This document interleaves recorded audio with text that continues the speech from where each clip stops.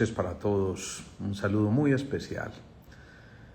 La enfermedad como camino, ese fue el tema que decidimos proponer hoy, en honor precisamente a un libro que escribieron dos autores alemanes hace un buen rato, que se llama así, La enfermedad como camino. Estos dos autores, Derfletsen y Dahlke, lo que hicieron fue tratar de interpretar el lenguaje que hay a través de la enfermedad y el cómo nosotros vamos empezando a comprender que cada síntoma, cada signo puede representar una alteración en nuestro cuerpo, en nuestras emociones, en nuestras ideas y por supuesto llevar a que se presente algún tipo de patología especial, de enfermedad especial, y es entonces por eso que tocamos este tema, la enfermedad como camino.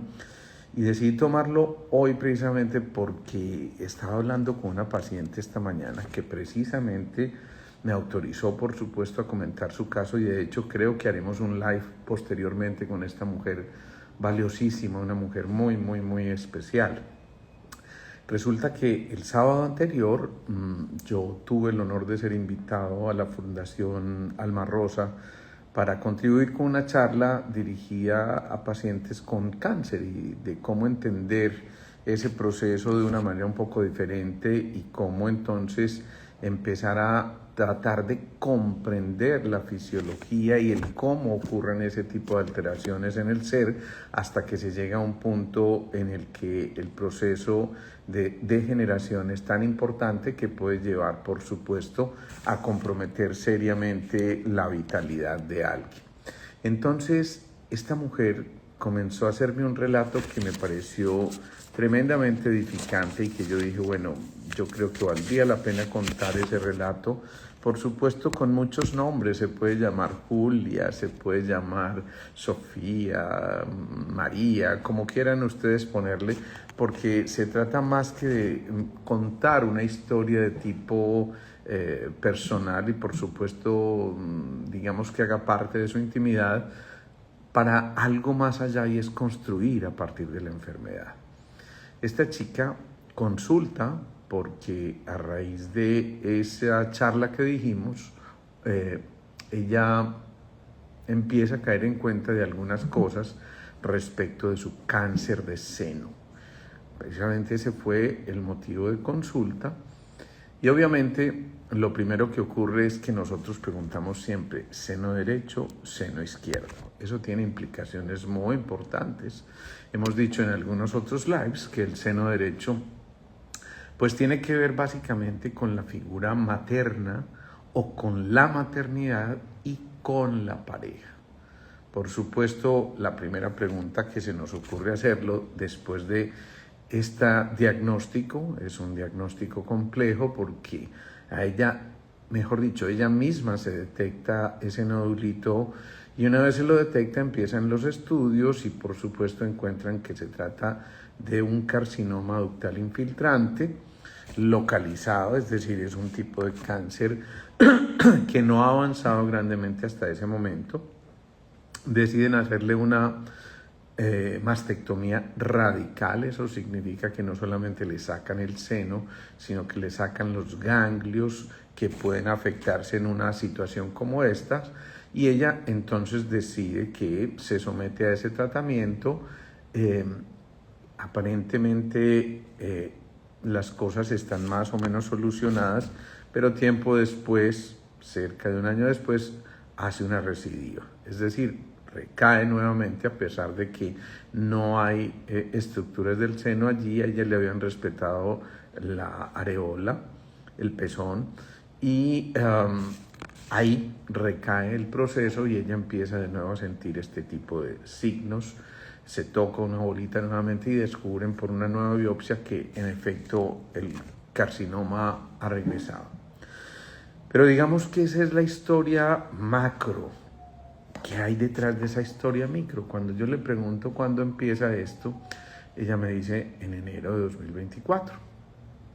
Bien, En enero de 2024, entonces eso da para preguntar, ¿lo relacionas con algo? ¿Sientes que esto tuvo que ver con alguna cosa en especial en tu vida?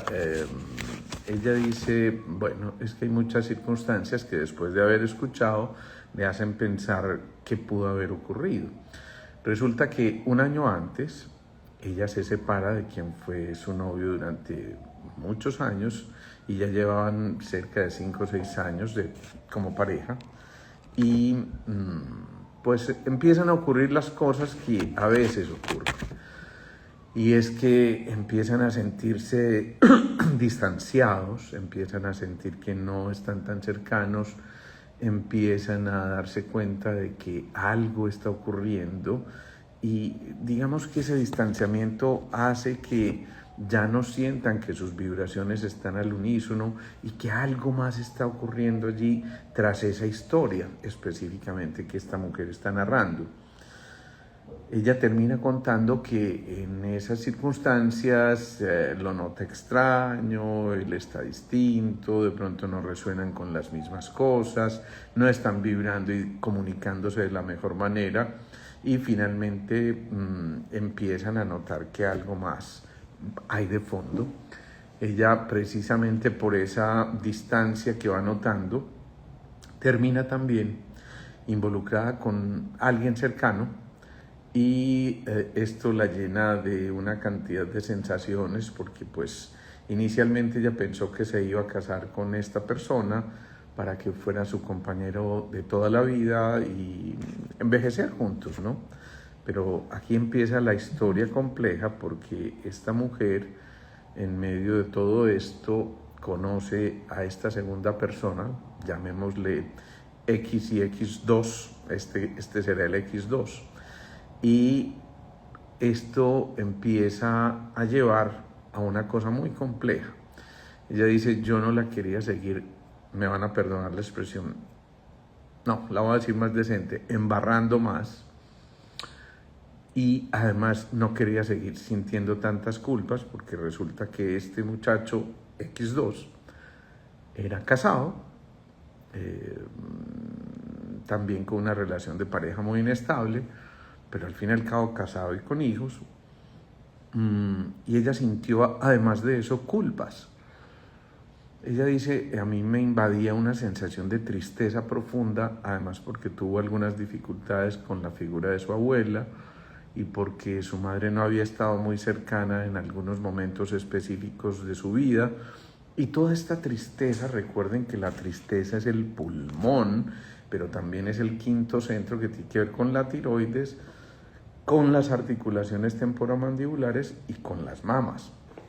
Pues bien, ella asume todo este proceso de una manera un poquito compleja porque entre el amor y la culpa se está moviendo y esto empieza a generar algo definitivamente que le lleva a que su conciencia se esté moviendo en una cosa muy compleja y finalmente cristaliza esto que vivió desde la culpa y desde el conflicto con los valores. Ojo a esto, recuerden eso, el conflicto con los valores es tal vez la antesala más importante para todos los procesos degenerativos en el cuerpo.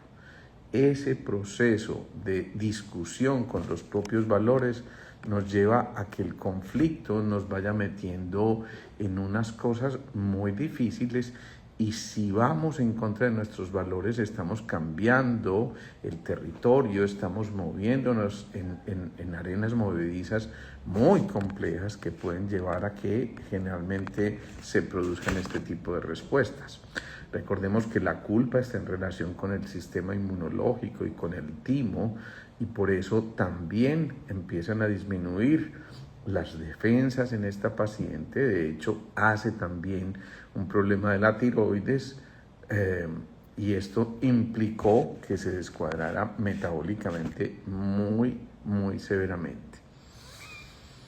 Hay una historia más profunda en ella y es que cuando seguimos avanzando, ella nos cuenta que muy pequeña se sentía abandonada por su padre, quien le prometía que iba a llegar, pero no llegaba en los momentos importantes, y esto le generó una sensación de abandono y de necesidad de retener a alguien, ¿sí? Pues bien, avanzando con la historia, ella entra en ese sentimiento de culpa, digamos que X1, su esposo, trata de buscarla de nuevo, de perdonarla, de entenderla y de acompañarla, pero en ese momento, cuando surge el proceso canceroso, pues ella empieza a tener muchas dificultades, y la segunda persona la acompaña un tiempecito, pero después dice, sabes que no estoy para esto, y trata de volver con su esposa, quien en ese momento se da cuenta de esta relación clandestina que él llevaba. Entonces esto se volvió lo que ya sabemos. Él no puede encontrarse con su ex esposa nuevamente, porque obviamente su ex esposa se entera de todo esto y desbarató cualquier posibilidad de que él volviera. Además se va a hacer su vida de soltero, digámoslo así, y deja a esta mujer en una falta de apoyo tremendamente grande, que ella vive desde su drama, desde su soledad, de manera intempestiva, y eso hace que su proceso empeore.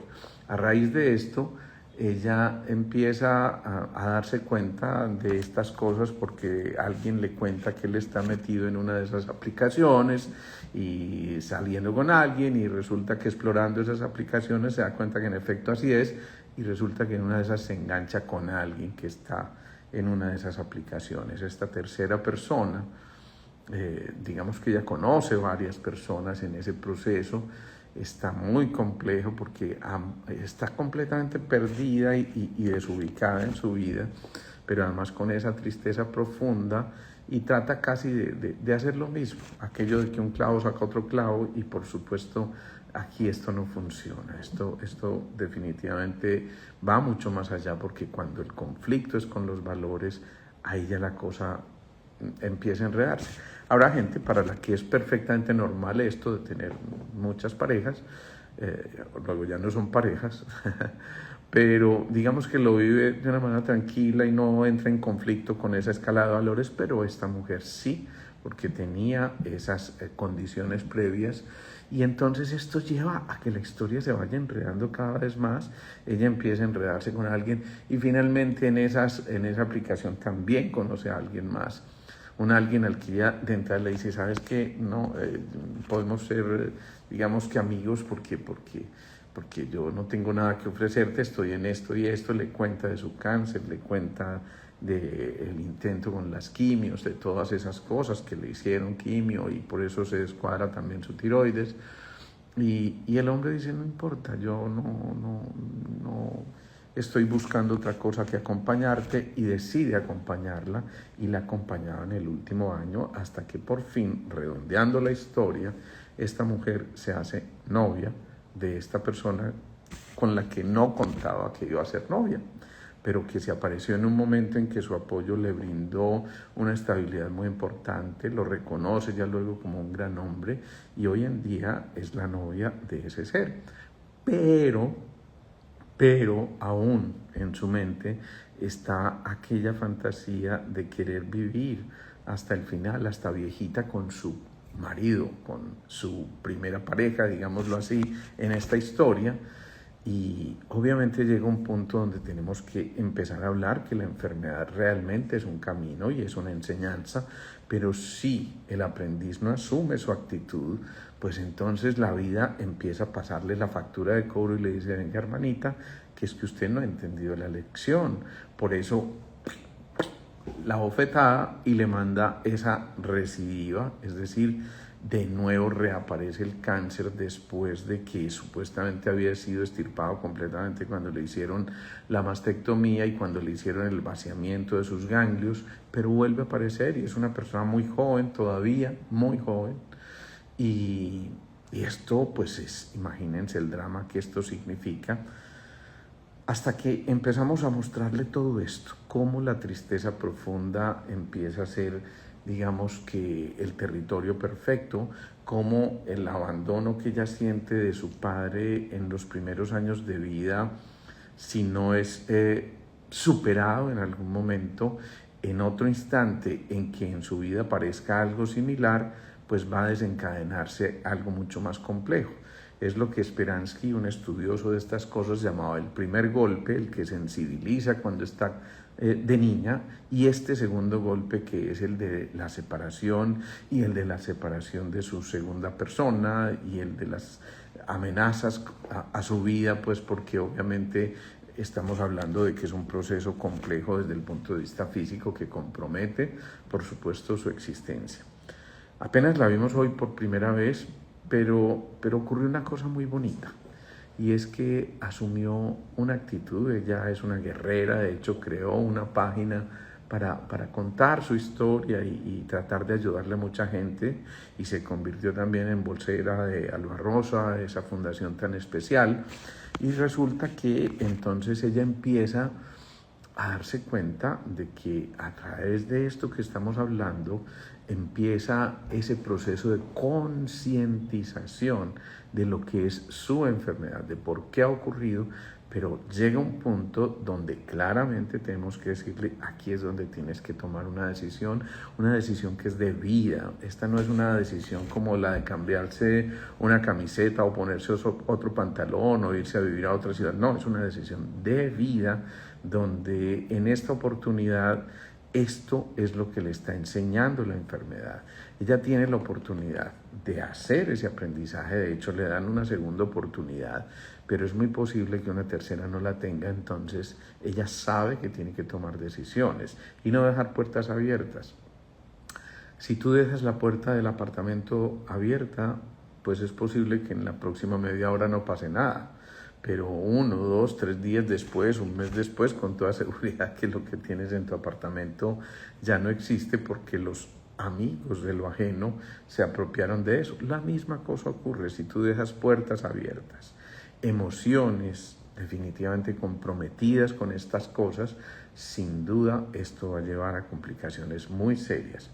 Alberto Cortés lo decía muy bellamente en una canción.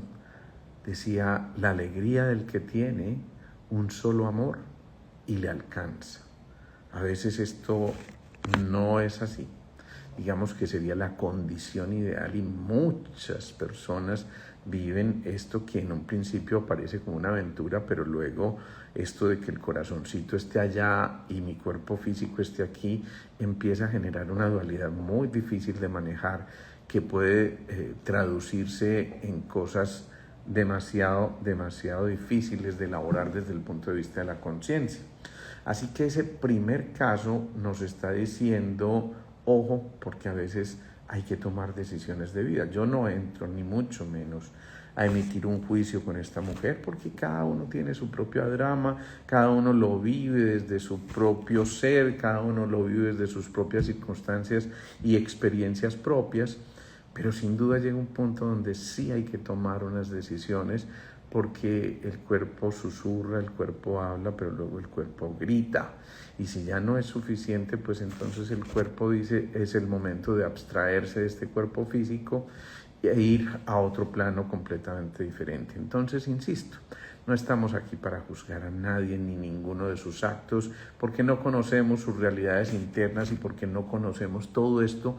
Todo lo contrario, se trata de eliminar las culpas, de tratar de entender el momento en que esa paciente está viviendo todos estos dramas y sus momentos complejos, y más bien hacer una especie de sanación de ese tipo de momentos, de circunstancias complejas que le tocó vivir, de instantes en que ella no se reencuentra con ella misma ni con su entorno, y por lo tanto nuestra labor consiste en eso, en acompañarla, en mostrarle el camino, en de alguna forma recuperar el sendero, ser guías en un momento en que un ser humano se extravía y que necesita una condición de quien puede, tal vez a través de la experiencia, mostrarle cuál es el sendero a seguir.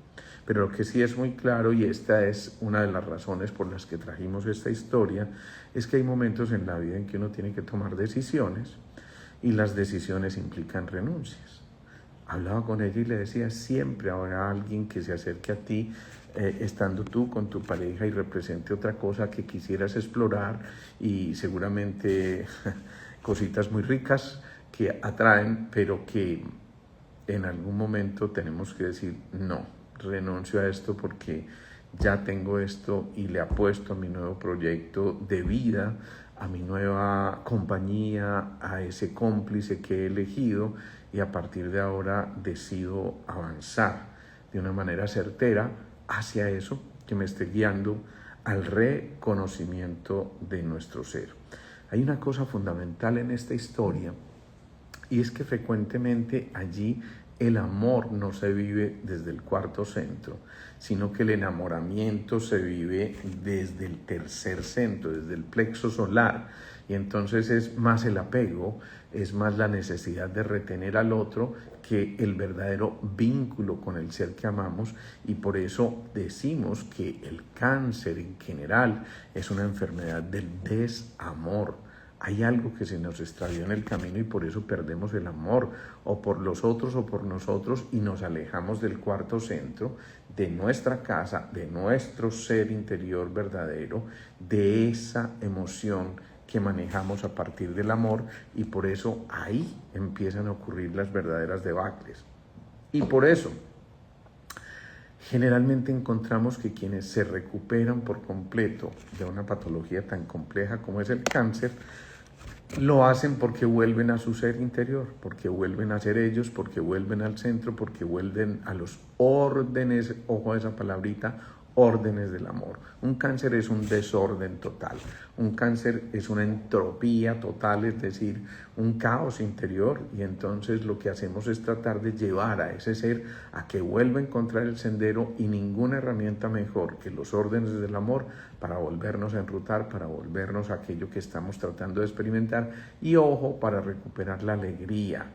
Recuerden que en ella estaba primando esa emoción de la tristeza, y obviamente la emoción, digamos, antídoto de las tristezas es la alegría, que es la emoción propia del cuarto centro, del corazón, de ese gran emperador, como le dicen los chinos, al corazón. Y por eso desde ahí, desde el cuarto centro, cuando cultivamos los órdenes del amor, entonces empieza a ocurrir una cosa absolutamente fundamental, y es que ese caos es de nuevo llevado a algo que nos permite volver al sendero vital para seguir cada uno de nosotros, entendiendo que a partir de allí está llevando a cabo su propia misión, esa misión que cada uno eligió cuando finalmente decidió aterrizar nuevamente en este valle, ¿sí? Sigamos, porque la enfermedad como camino tiene muchos matices, y hoy yo quiero contar varias historias que me parece que son reveladoras. Y a través de esas historias, entonces, cada uno seguramente va haciendo sus propios análisis y dice, wow, me acordé de mi prima o mi tío o mi abuela o yo mismo en estas circunstancias, y aquí estoy entendiendo el por qué ocurren ese tipo de cosas y entonces cómo puedo participar. La primera herramienta en la sanación y recuperación de la vitalidad del ser humano está en la comprensión, en entender realmente qué es lo que está ocurriendo en nuestro ser y por qué finalmente se desencadena en una enfermedad determinada. La segunda historia es un paciente que consulta ahora a sus 30 años porque empieza a manejar otitis a repetición. El tema, para quien nos está preguntando, es la enfermedad como camino. Cómo entender que la enfermedad nos va guiando en el sendero para descubrir quiénes somos, dónde estamos, para dónde vamos y qué es lo que está ocurriendo a través de una enfermedad que nos está tratando de revelar algo, simplemente llamándonos al orden. Pues bien, este hombre, como les decía, es un hombre de 30 años que empieza a hacer otitis a repetición. Cuando hacemos el interrogatorio nos damos cuenta de que este caballero, a sus 2 años de edad, también presentó cuadro de otitis a repetición. Otitis a repetición. Esto es muy importante. El sufijo itis significa inflamación. Pero esto de que se presente, ojo a esto de que se presente a los 2 años y luego de haber superado todos esos problemas que tuvo en aquella ocasión, que fueron tratados de manera adecuada y al final desaparecieron como a sus 3 añitos, esto ahora, a sus 30 años, se está repitiendo. Entonces uno se pregunta, ¿y por qué ahora, después de tanto tiempo, vuelven a repetirse? Y miren la historia tan especial. Resulta que muchas otitis de niños son cosas que no queremos escuchar de nuestro entorno y obviamente en eso de nuestros padres, porque esos padres están, digamos, siendo el pilar, el apoyo, el anclaje, el polo a tierra de ese ser que está creciendo y que va avanzando en su crecimiento, en su descubrir y todas esas cosas, pero un niño que está escuchando todo el tiempo discusiones violentas de sus padres, simplemente como mecanismo prefieren oír, y una de las maneras de no oír es inflamar los oídos, porque evidentemente esas otitis van a tratar de aislarlo de eso, que no debería ser ruido externo como lo está viviendo, sino que debería ser una conversación cariñosa, de encuentro, de apoyo, porque ese bebé está copiando toda la información como esponjitas de su más inmediato entorno, y qué más inmediato entorno que sus propios padres. Entonces allí ocurre una cosa muy especial, y es que Rudolf Steiner nos habla a nosotros de los septenios, periodos de 7 años por los que vamos evolucionando continuamente en nuestras vidas, y lo hemos dicho, de los 0 a los 7 es la etapa del descubrimiento del yo, del territorio, del anclaje, de la seguridad, de esto que nos permite recuperar la fuerza y la voluntad interior. Pero si a los 2, en el segundo año de ese primer septenio, empiezan este tipo de circunstancias, seguramente se mueve el territorio. Cuando se mueve el territorio, empieza a generarse un proceso de vértigos o de mareos o de cosas como estas, y esto lleva a que seguramente empiece a disminuir su agudeza auditiva, como en efecto es lo que uno suele encontrar en niños de esa edad, que la impedanciometría y la audiometría se alteran por secreciones abundantes a manera de defensa y porque simplemente se está protegiendo de algo más. Pues bien, de los 7 a los 14 viene la etapa del tú, de los 14 a los 21 la etapa del nosotros, de los 21 a los 28 la parte de la realización profesional, y por eso escogemos allí algo que queremos estudiar y que va a ser posiblemente de lo que vivamos el resto de nuestras vidas. Y entonces todo esto implica que en ese septenio ahí terminamos un ciclo, pero de los 28 a los 35 se empieza a repetir el primer septenio, ese del territorio, ese del yo. Y fíjense que fue en el segundo año de este segundo septenio del segundo ciclo, digámoslo así, 28 y 2 más son 30, y es la edad que él tiene ahora cuando consulta nuevamente, porque está haciendo otitis a repetición. Es decir, lo que no se superó de manera adecuada a los 2 años, probablemente se va a tener que enfrentar a los 30 años. Si fuera a los 4 años, posiblemente enfrentaría de nuevo a los 32 años, que sería el 4.º año de ese segundo septenio del segundo ciclo. Me explico bien otra vez. Hay un ciclo completo de 28 años, y luego los ciclos empiezan a repetir por otros 28 años y otros 28 años. Entonces imagínense lo que esto significa y lo que esto implica para alguien que empieza a descubrir, hijo de madre, sí, algo tiene que ver aquí con lo que yo no quiero escuchar. Cuando yo le cuento esa historia y le pregunto, bueno, ¿qué es lo que está pasando? ¿Qué es lo que no quieres escuchar? Resulta que, ¿se acuerdan? Él no quería escuchar la discusión de sus padres. Ahora él es un hombre casado y resulta que últimamente la discusión empieza a ser, y los gritos empiezan a ser, de su esposa actual, de su pareja actual, que es su única pareja por ahora, pues desde el punto de vista matrimonio. Pero están en ese proceso de la discusión continua, de los gritos, de todo esto, y el subconsciente asume en ese momento, gritos, maltratos, yo prefiero no escuchar y entonces vuelve a ocurrir esto que les estoy diciendo y miren todas las implicaciones que esto tiene. Estas son historias que a mí me parecen absolutamente fascinantes porque realmente detrás de muchas de estas cosas están vivencias que nuestro subconsciente almacenó por mucho tiempo y resulta que a partir de eso se altera por completo el comportamiento de todas y cada una de nuestras células. Es muy importante lo que les decía, un proceso inicial de sensibilización y un proceso que luego es como la segunda estocada, que es el que desencadena el verdadero caos. Es posible que si se hubiera resuelto de manera adecuada a los 2 años, pues simplemente no tiene que repetirlo ahora a los 30.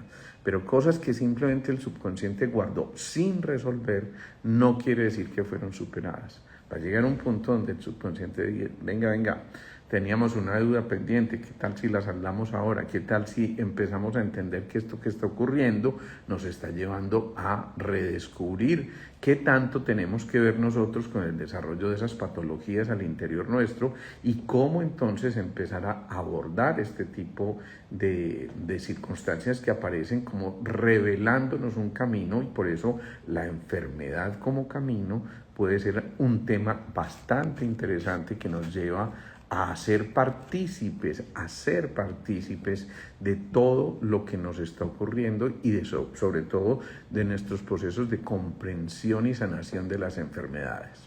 Bien, segundo caso importante, entonces fijémonos, cuando esta persona empieza a entender lo que está ocurriendo, es muy curioso porque la recomendación inicial fue más que tratarle su otitis, que por supuesto hay que tratarla, pues porque esto puede sonar muy bonito, pero si yo le quito la inflamación, eso no va a servir para nada.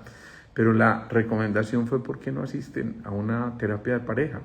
Por fortuna su pareja accedió a esto y ahora llevan una vida pues obviamente mucho más simple, mucho menos de discusiones, mucho más de reencuentros, mucho más de volver a ser cómplices, mucho más de volverse a encontrar en el camino de la vida, mucho más de entender que ese factor R o el factor relacional es demasiado importante en la historia del ser humano. Pensemos en esto, por aquí vi a Andrea, nuestra psicóloga de cabecera, y qué rico que estés escuchando estas cosas porque sé que después en otro de estos lives que hagamos seguramente nos vas a acompañar con este tipo de vivencias y cosas que tú conoces bien y que manejas a la perfección. Tercer caso, porque estas historias son reveladoras. Yo siempre digo que las historias son mucho más amenas que una cantidad de datos y de cifras maravillosas que aparecen en los libros de medicina. Pero cuando uno los toma de las vivencias del día a día, entonces empezamos a darnos cuenta de que no son historias por allá ajenas. Puede ser tu propia historia y seguramente en este momento empiezas a entender muchas cosas que te han ocurrido anteriormente y que empiezas a encontrar una explicación que antes tal vez no y que simplemente manejabas de manera sintomática con el medicamento de turno. Esta tercera historia es la de una paciente de 36 años. Que consulta por primera vez hace como unos 3 o 4 años y esta paciente consultó por cuadros asmáticos a repetición. Primero, no es muy frecuente encontrar adultos asmáticos, obviamente es una casuística que se presenta, pero digamos que es mucho más frecuente en la niñez. Sin embargo, esta paciente empieza a desarrollar cuadros asmáticos y es muy curioso porque esa asma empieza sobre todo los fines de semana. Pues esto no deja de ser un dato curioso porque generalmente en semana pasa bien, pero ya en los fines de semana en su EPS en urgencias la esperan para nebulizarse, ¿sí? Y obviamente ya está fundida de todo esto y ya no quiere seguir viviendo esto, pues que resulta demasiado desgastador, dramático y por supuesto limitante para esta persona. y ella empieza a narrarnos cómo en momentos se queda atrapada en su propio aire, no lo puede expeler, y entonces eso es lo que lleva a que ocurran las famosas sibilancias en el asmático, y es que el pulmón les pita, porque literalmente es verdad que se están ahogando en su propio aire, el aire entra pero no sale, entonces es como cuando uno toma un pito y sopla para que produzca el sonido específico, pues eso mismo ocurre a nivel de los pulmones. Esos bronquiolos se cierran de tal manera que no permiten la salida fluida del aire y entonces empiezan a pitar y es lo que se llaman sibilancias en nuestro lenguaje médico. Pues bien, esta historia sí es muy curiosa, un poquito dramática por supuesto, pero también es muy curiosa porque ocurre algo muy significativo y es que a mí me llama mucho la atención que sus cuadros asmáticos sean solo de fines de semana. Entonces yo le digo, bueno, ¿qué pasó ese fin de semana? ¿O qué hay de distinto los fines de semana? Tú sales a alguna finca, te vas para alguna parte, sales a algún sitio especial. No, doctor, yo sigo mi vida común y corriente.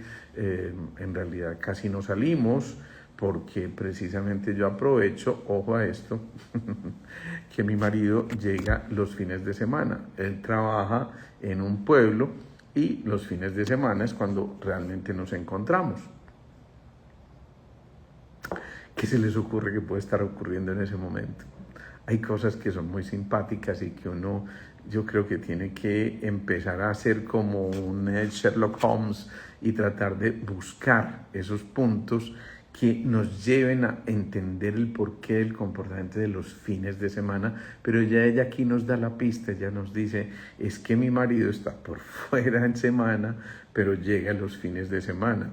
Entonces yo me pongo a pensar y digo medio charlando que hay ácaros de 1,70. Es decir, que muchas veces quien creyera, pero alguien puede ser alérgico a su pareja.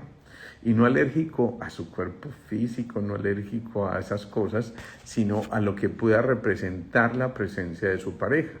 Y resulta que exactamente aquí lo estás diciendo Andrei Yasmile.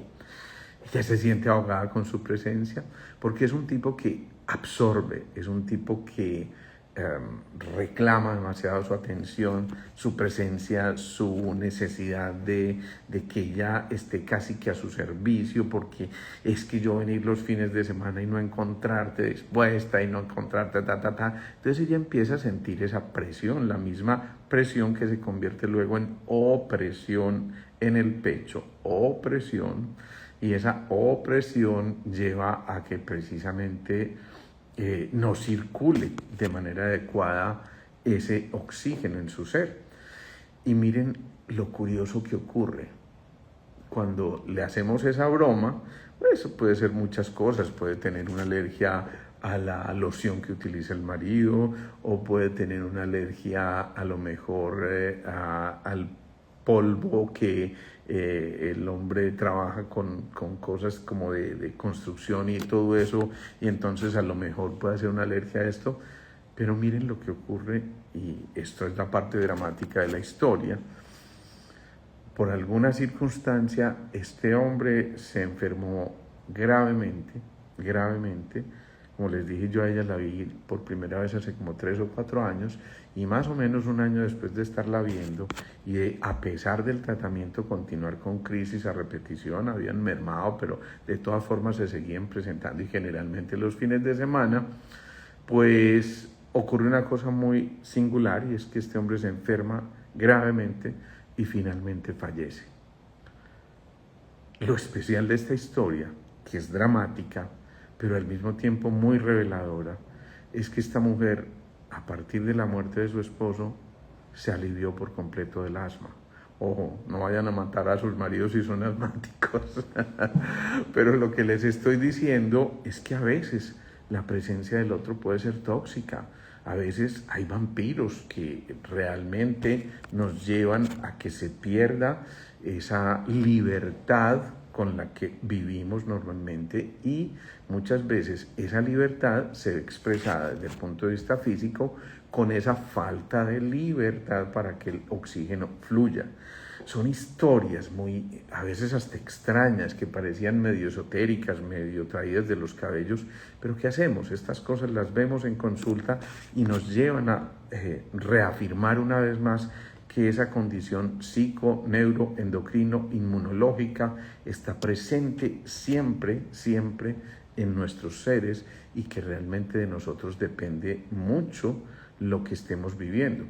Es posible, como lo estás diciendo María, que ella empiece a sentirse culpable por eso, pero en realidad ella no tuvo ninguna culpa frente a esto, al contrario, comprendió lo que estaba ocurriendo y pues el marido se enferma gravemente de una cosa que nada tiene que ver con sus situaciones de pareja, porque en realidad en general llevaba una vida relativamente normal, excepto por eso, porque era tremendamente absorbente y porque ella no quería que se perdiera su libertad de movimiento. Al fin y al cabo ya estaba acostumbrada en semana a moverse con tranquilidad, a hacer sus cosas, a hacer sus hobbies y todo esto, y entonces la llegada de él, en lugar de encontrarse con algo muy rico, muy especial, muy esperado, se convertía casi en la cárcel. No me puedo mover, tengo que estar aquí guardada, y fíjense que esa cárcel también puede ser la cárcel de ese oxígeno que no logra movilizarse de manera adecuada. Pensemos entonces que esto puede estar ocurriendo en este instante con muchas historias. Aquí hay alguien que nos está diciendo: una vez pensé que mi esposo era el culpable de mi dolor del costado que llevo por 5 años. Bueno, habría que explorar mucho tu historia, pero qué pecado, no siempre son los pobres maridos e indefensos maridos, sino que ocurren cosas que son circunstanciales y que nos pueden llevar a cosas muy, muy complejas. Bueno, ven ustedes cómo la enfermedad como camino es algo muy revelador y algo que nos va contando de verdad tantas historias, que llega un punto en el que si nosotros aprendemos a interpretar lo que hay detrás de la enfermedad, los símbolos, los signos, los síntomas, posiblemente vamos a asumir una actitud de comprensión frente a lo que nos está ocurriendo, y una vez empezamos a comprender, ese, ya lo dijimos ahora, es el primer paso hacia la recuperación, hacia el reencuentro con nosotros mismos, y sí que resulta importante comprender entonces lo que está ocurriendo. Cuarto caso, este es el de un paciente de unos 50 años, que recuerdo perfectamente que cuando llegó a mi consulta, estoy hablando de hace más o menos unos 20 años, pero se me vino a la cabeza ahorita y por eso me parece que es bien importante traerlo a colación e ilustrarlos. Cuando llegó a mi consulta, yo vi un señor que llegó con el ceño fruncido, irritable, malgeniado. Yo empiezo a tomarle los datos y, en fin, a duras penas me dio los datos demográficos de dónde vivía, teléfono. ¿Para qué tantos datos? Qué pereza, pero bueno, a regañadientes me dio esos datos. Y luego yo le pregunto: bueno, ¿qué es lo que te está pasando? Y yo, pues, ¿qué voy a saber yo? Para eso estoy viniendo donde usted no es el que sabe, pues. Sí, de ese tamaño fue el primer encuentro, y por supuesto yo inmediatamente interpreto: este hombre está pasando por una crisis muy compleja que lo lleva a estar así irritable. Entonces yo trato de ponerle una conversación mucho más amena, y entonces se me ocurrió preguntarle por su esposa. Él me dice: yo no le hablo a esa bruja siempre está brava, siempre está enojada, es que es de muy mal genio. Yo le decía: Dios mío bendito, este hombre estará escuchándose, es que no me la aguanto, es que... pum, pum. Entonces ya marcaba mucho más su irritabilidad. Entonces obviamente no era por el lado de la esposa, y yo intuyo que de pronto puede ser por el lado de sus hijos. ¿Cuántos hijos tienes? 3. ¿Y qué tal tu relación con tus hijos? No, es que son una manada de mugres, es que esta manada de muchachos ya no hacen nada. El mayor está estudiando medicina, pero nunca estudia, es que yo no lo veo estudiando una carrera tan importante, y sin embargo le iba súper bien. ¿Y cómo le va? No, le va bien, pero es que no estudia, es que... y siempre la misma cosa. ¿Y tu hija? La hija siguiente: no, es que ella es una holgazana también, ella es, poco me habla, es que se mantiene también irritable y malgeniada, no sé qué. Miren las respuestas que está dando todo el tiempo, y ustedes ahí ya van identificando una emoción. Pero ojo, cuando le pregunto por su hija menor, el hombre me dice: no, ese ha sido el peor dolor de mi vida, y cambia esa actitud, esto por una actitud más de de conectarse con su ser. Es que ese ha sido el dolor de mi vida, porque resulta que es una niña especial, tiene serias limitaciones en el desarrollo cognitivo e inclusive físico, y por supuesto esto lleva a que ha sido muy difícil el manejo de la niña, y yo veo que ahí es donde él se dobla. Y yo cuando le pregunto cómo fueron las circunstancias del embarazo y parto, me cuenta una cosa que es muy especial, y es que a los 5 meses de gestación, él decide irse de la casa porque no se aguanta la bruja. Y esa mujer, su esposa, vive este drama en absoluta soledad y callándose todo porque no quiso compartirlo con su familia, se moría de la vergüenza. Pero fue un momento de silencio total con ella misma, fue un momento de verdad de introspección muy compleja que le llevó a estar callada, triste, aburrida, pero mientras tanto ahí en su vientre había un ser en formación, había un ser que estaba recibiendo todo lo de su entorno, y ese 5.º mes es absolutamente crítico desde el punto de vista del desarrollo de la comprensión y emisión del lenguaje, porque se están perfeccionando unas áreas en el cerebro que se llaman las áreas de Broca y de Wernicke, que tienen que ver precisamente con esa parte del desarrollo del lenguaje. Y por supuesto, cuando una niña en el vientre escucha solo un mutismo de su madre, pues eso lleva a que ella también, cuando nace, empieza a desarrollarse con muchas dificultades. Ya el hombre había regresado al hogar en el momento del parto, pero en circunstancias muy complejas, no suficientemente sanadas, y eso lleva a que este hombre empiece a percatarse de que la niña no se está desarrollando bien, no está creciendo con normalidad y no desarrolla un lenguaje, digamos, adecuado para la edad, y empieza a retrasarse en la capacidad de expresión, de comprensión también. Y por supuesto la niña va creciendo y con el tiempo se dan cuenta que no puede estar en un colegio, digamos, normal, sino que tiene que asistir a un colegio de niños especiales con muchas limitaciones, con muchas dificultades de comunicación. Entonces todo esto ocurre en medio de esta amargura que está viviendo esta persona. Y imagínense, si yo les pregunto cuál era la emoción que primaba en él siempre que le preguntaba por su familia, se dan cuenta que siempre está el mal genio, la irritabilidad, la irascibilidad. Como ustedes han seguido muy juiciosamente estos lives hace muchos meses, tiempos grandes, pues entonces fíjense que ocurre algo muy significativo, y es que la ira es la emoción por excelencia del hígado. Es decir, así como el riñón maneja los miedos, el corazón las alegrías, el pulmón las tristezas, el vaso las obsesiones, el hígado maneja los miedos. Él consulta porque está sintiendo una molestia en el costado derecho y sabe uno que allí está el hígado. Cuando mandamos a hacer la ecografía para ver qué aparecía allí, encontramos que tenía 3 masas en su hígado muy grandes, tan grandes que la única opción que le brindaron fue, bueno, vamos a tratar de embolizar, se llama eso, es decir, es como inyectar alcohol en esas nódulos para tratar de secarlos, pero es muy complejo ese proceso, y con tan mala suerte de que esto posiblemente va a seguir avanzando.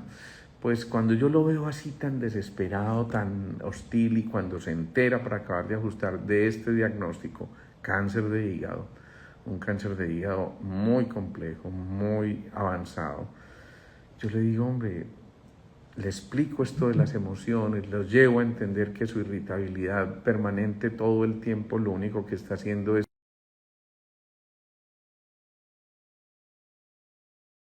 esto lleva a que se altere su buen funcionamiento hepático. Entonces yo en una de esas le digo, hombre, ya no hay que seguir discutiendo con la vida, no hay que seguir cultivando la ira, hay que tratar de más bien autoafirmarte, de volver a ser la persona que eres, de entender que eres tú el que tiene que manejar esas emociones, y le doy un consejo que por supuesto a él le suena absolutamente absurdo. Él le dijo, yo le digo, ¿por qué no te vas a orar a alguna iglesia, alguna capilla donde vos puedas estar solo unos momentos? Y él sale medio rabiando otra vez, no, pero que me voy a poner yo a hacer esas cosas, no sé qué. Y un día decide, bueno, me voy a ir a una capilla. Y cuando llega al siguiente control en la consulta, a mí me llama poderosamente la atención que cuando entra ya no es el señor que dice, ¿cómo le va? Casi que regañando en el saludo, sino que cuando yo le pregunto cómo está, me dice, pues, bien, doctor, vamos avanzando, pero ya noté una persona que está dispuesta a comunicarse. Y por supuesto yo le pregunté, ¿ha cambiado algo en tu vida? Pues yo no sé, doctor, yo le hice caso, me fui a orar a una capilla y pues sentí como paz. Y entonces estoy yendo últimamente a orar y me siento mejor, estoy más tranquilo y no sé qué. Le empezamos a explicar el desarrollo fisiológico de su enfermedad, por qué había llegado a un cáncer del hígado, por qué en medio de todo ese drama que él empieza a vivir empieza a generarse una enfermedad tan compleja como estas. Y cuando él empieza a entender, se da cuenta de que hizo un movimiento en espiral, pero al final se consolidó en ese tumor y por lo tanto que si empieza a comprender, posiblemente se va a desenredar y empezar a echarle para atrás. Yo recuerdo que el único tratamiento que le ofrecemos diferente fue trabajar con unos campos magnéticos, eso se llamaba el EMAR, que eran campos magnéticos que confluían y formaban un vórtice en el centro. Bueno, es una técnica que usábamos en ese momento. Y pues yo lo cité con la esperanza y la ilusión de verlo como a los 2 meses. La verdad no pensé que fuera a llegar hasta allá, pero en efecto a los 2 meses llega un paciente que en un principio estaba ictérico, es decir, que estaba completamente amarillo porque las sales biliares empiezan a acumular a raíz de esos tumores y todo eso, llega con una facies colorada, digamos que una buena apariencia. Y a mí eso me llama mucho la atención. Y cuando empiezo a tratar de dilucidar lo que está ocurriendo, yo dije, bueno, ¿cómo te has sentido? Me dice, no, o sea, doctor, que me siento mucho mejor. Yo estoy teniendo una vida un poquito más tranquila, me he acercado un poco a la familia. Yo no podía creer la conversión que este ser humano había hecho en ese tiempo relativamente corto que llevábamos de tratamiento. Y decido hacerle una nueva, en este caso fue una tomografía de control. Hacemos esa tomografía de control y los tumores que antes estaban de 6 centímetros en promedio habían disminuido a 2 centímetros. De todas formas son tumores importantes, pero la reducción de ese tamaño a solo 2 centímetros, uno dice, wow, algo está pasando aquí muy especial. Y es entonces cuando el equipo de oncología, con el hepatólogo a bordo y todo eso, deciden, como les dije, fenolizar esos tumorcitos, es decir, inyectar alcohol para pretender que se seque y tal vez así tener la experiencia luego o la oportunidad luego de hacer un trasplante hepático. Pero fue con tan mala suerte que en uno de estos procedimientos, al tratar de fenolizar uno de estos nodulitos, la aguja se va y toca la pleura y pues yo no sé si esta pudo haber sido la causa, pero 2 meses después él empieza a desarrollar una sensación de ahogo y todo esto. Tomamos otros exámenes y encontramos que esto en efecto ha hecho metástasis a sus pulmones. No les alargo mucho su historia, pero lo bonito de esta historia, a pesar de que termina en la muerte de este paciente, es que el ser que vivió sus últimos días fue un ser desprovisto de odios, de resentimientos, de ira, y más bien un ser que volvió a encontrarse con él mismo y que tal vez el alma lo llamó a encontrarse de nuevo con él, y finalmente el alma toma la decisión de retirarse de ese cuerpo físico y volver al ser que representa en este momento. Entonces, en ese momento pues en que fallece, pero encontrándose con él mismo. Hay gente que fallece sufriendo. Este hombre, yo diría, falleció en un momento de calma y de serenidad interior. Y a veces nuestra función como médicos es también ayudar a bien morir, como nos decían en la Facultad de Medicina. y aunque es complejo para nosotros afrontar también el proceso de la muerte, pues es una expresión que nos dice claramente que no nos las sabemos todas y que por encima del de arriba no hay nadie y que el de arriba es el que toma las decisiones y uno se convierte en un instrumento simplemente de ese ser superior para tratar de vincularnos con ese paciente que viene a entregarnos todo su ser, a compartirnos todas sus historias. Miren cómo son historias tremendamente reveladoras y empezamos a entender que de verdad muchas veces la enfermedad como camino debe ser algo que nosotros analicemos para tratar de entender en verdad qué está ocurriendo. Es cierto, Lina, él llegó a tener esa paz, no solo con él mismo, sino con su familia, porque su entorno se modificó grandemente. Ya los hijos no representaban ese que no estudia, sino no, mi hijo que está haciendo su mejor esfuerzo y no sé qué, y llegó a una cosa donde se doblegó, simplemente se encontró con humildad ante el ser vulnerable que era y entendió que en ese momento estaba realizando tal vez el mayor de sus aprendizajes. Bueno, se me fue el tiempo contándoles historias, pero es la intención de precisamente entender que la enfermedad como camino puede ser un capítulo muy importante. Les decía que hay un libro que se llama así, La enfermedad como camino, de Deflect Hidalgo, que interpretan muchas cosas, nada que ver con esto que les cuento, pero tomé el título de ese libro porque me pareció llamativo para esta charla de hoy y me encantaría que ustedes pudieran compartir esto, porque muchas de esas historias son las historias de ese familiar de ustedes o del vecino, del amigo, y tal vez necesiten escuchar este tipo de relatos que muchas veces van mostrando en verdad cómo poder avanzar en la existencia. Les tenía otra historia por ahí de alguien con una artrosis de cadera. Una artrosis de cadera es una degeneración de la articulación de la cadera que por supuesto produce limitaciones funcionales y también produce pues con mucha frecuencia dolor.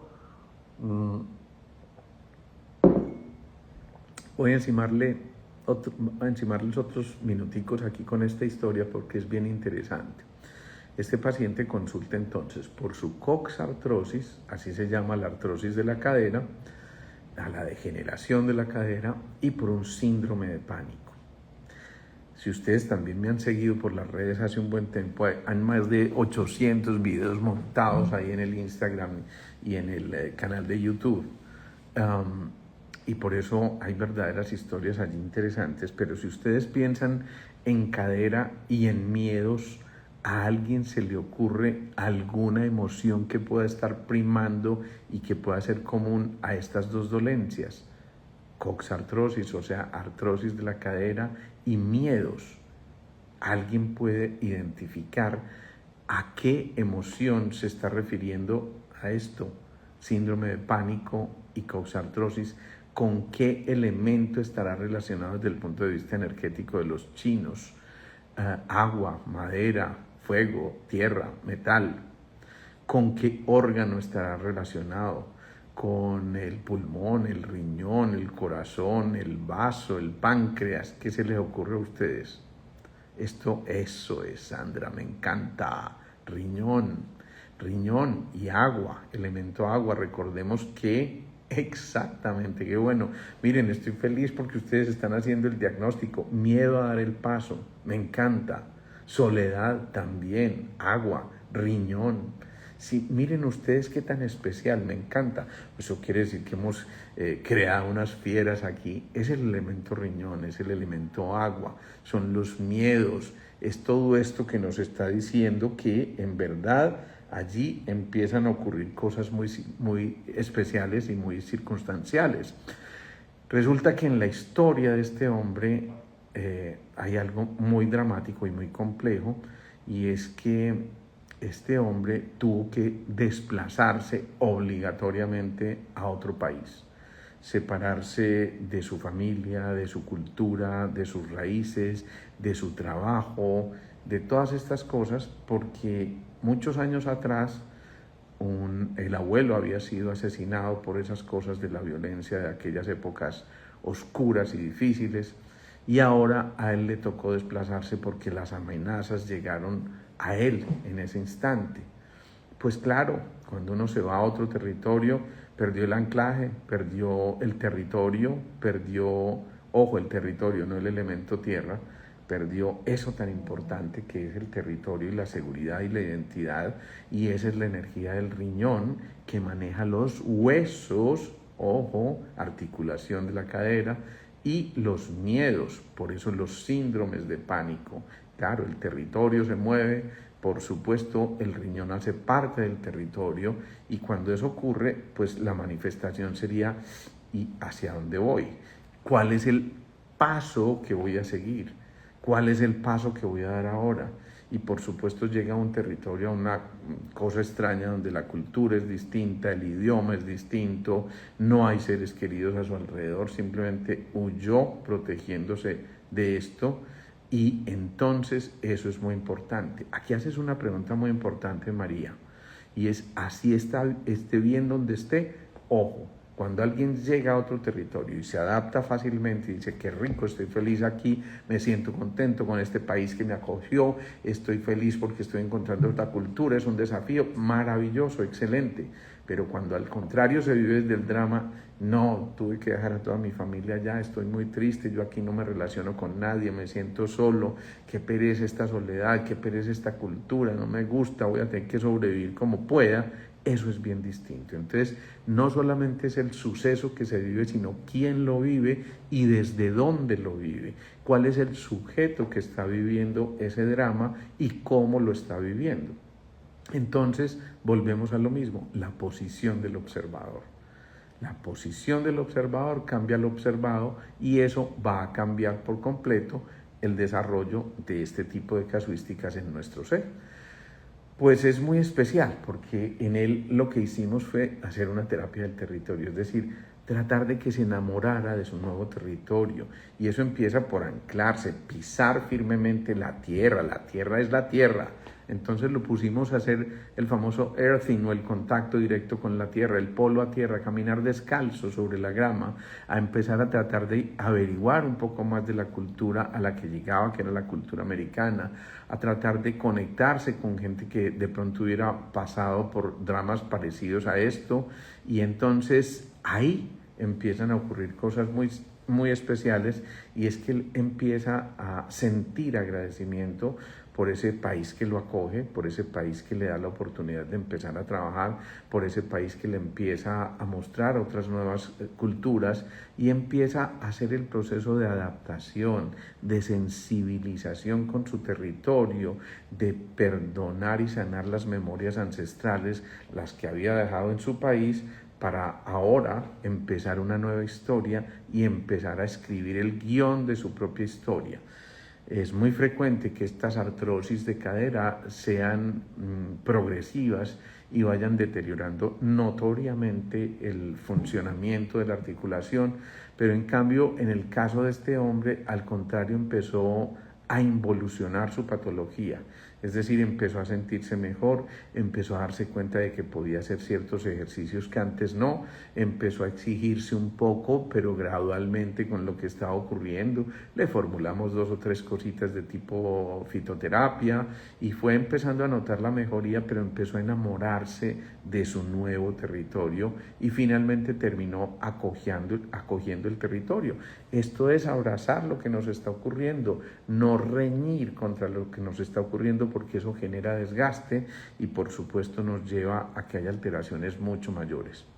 Resumiendo la historia, hoy lleva una vida muy bien, tranquila, y su limitación funcional disminuyó dramáticamente. Él dice, bueno, cuando me exijo demasiado, pues me duele la cadera, pero cuando llevo una vida tranquila y normal, pues nada, puedo hacer una vida común y corriente, y esto me lleva a agradecer en su momento a esa enfermedad que como camino me fue mostrando el sendero, me fue mostrando lo que yo podía revelar en mi existencia, y me fue mostrando también el guerrero que había en mí, que a su vez fue diseñando un nuevo camino y fue mostrándome las pautas a seguir para poder reencontrarme con ese territorio que había perdido por ser un desplazado obligado de mi territorio inicial. Bueno, son historias que sin duda yo creo que edifican y construyen. Por supuesto son historias que estos pacientes, a pesar de que ustedes ven que nunca digo nombres ni nada de estas cosas, ellos generosamente acceden a que se compartan en estos lives para que finalmente detrás de todo esto, estas historias cobren una importancia significativa. Y si mi historia o la tuya o la del otro pueden aportar para que todos vayamos creciendo y vayamos siendo conscientes de lo que nos ocurre, pues bienvenido sea todo esto. Me encanta esto, me encanta que podamos entender desde otra perspectiva la enfermedad y me encanta que podamos encontrarnos. Es posible que sí, Ani, podamos hacer algunos otros lives hablando de estos temas, porque realmente podemos entender que a través de esas historias nos enriquecemos todos. Así que compartan las historias, es el favor que les pido, porque de esa manera vamos a alimentarnos todos y ustedes se siguen convirtiendo en multiplicadores de una obra que empezamos hace ya varios años y que por fortuna podemos decir está tocando a más de 30,000 personas que nos están siguiendo y nos permiten soñar con que podamos dejar que esa semilla que sembramos hace un buen rato empiece no solo a germinar, sino a crecer y a dar sus frutos. Así que esa es la invitación. Un abrazo gigante para todos, descansen, les quedo viendo una buena meditación. El jueves vamos a tener un invitado súper especial, desde ya les comparto esa invitación, vamos a estar con Sergio Molina hablando de un tema muy interesante que les invito a compartir. Un abrazote gigante, duerman, descansen y sean felices y por supuesto compartan esta información. Chao, chao.